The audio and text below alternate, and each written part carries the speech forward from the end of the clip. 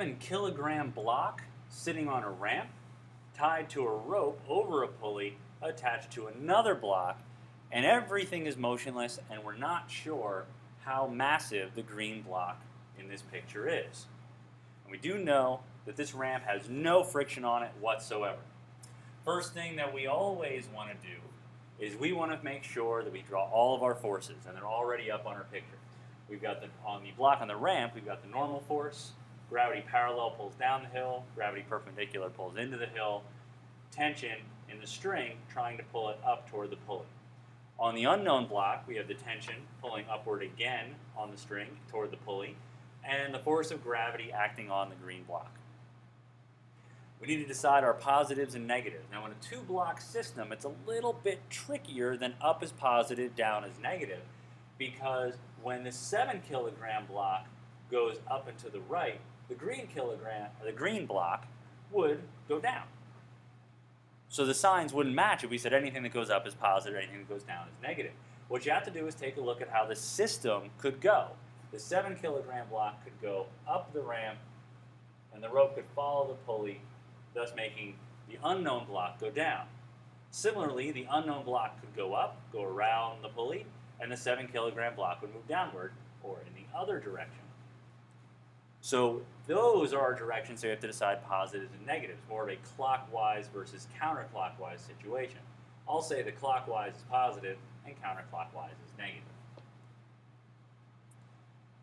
From here, I'm going to do my equations, but I have to do one for each block. You can't combine the equations, at least not right away. So the first thing that we're going to do is I'm going to take a look at the 7-kilogram block because I know stuff about that. You might say, why would I want to start there?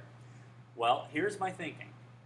I know some things about the 7-kilogram block. I know the mass, so I can find things like gravity parallel and gravity perpendicular. I hopefully can use that to find tension, because if I know the tension on this side of the pulley, I know the tension on the other side because it's just one piece of string. The tension on the left is going to be the same as the tension on the right. And if I know what the tension on the right is, then maybe that will help me find the force of gravity and thus the mass of this unknown block. So I'm going to start over here with the 7-kilogram block and try and find tension. So I'm going to add up my forces in the x direction. My force pulling in the positive x direction for that block would just be tension. And then the force pulling in the other direction would be force of gravity parallel. I'm out of forces that go left and right, so they must add up to be 0 since this whole system is not moving.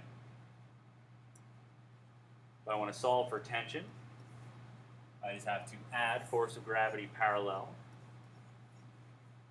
to the right side. As always, we have an equation for force of gravity parallel, which is the sine of the angle. Picture says it's 45 degrees, multiplied by the mass of the block, 7 kilograms, and the acceleration due to gravity, 9.8 meters per second squared.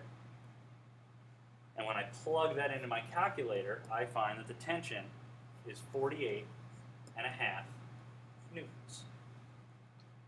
So now I've got the tension in the rope. I'm going to move to the other unknown block and take a look at my equation there.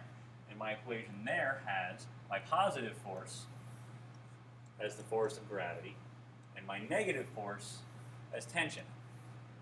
If we follow our arrow, positive goes this way, which is the direction of force of gravity, and the negative goes in the other direction, which is the direction of our tension. All right, put those two together. They have to be 0 because, again, nothing is moving here.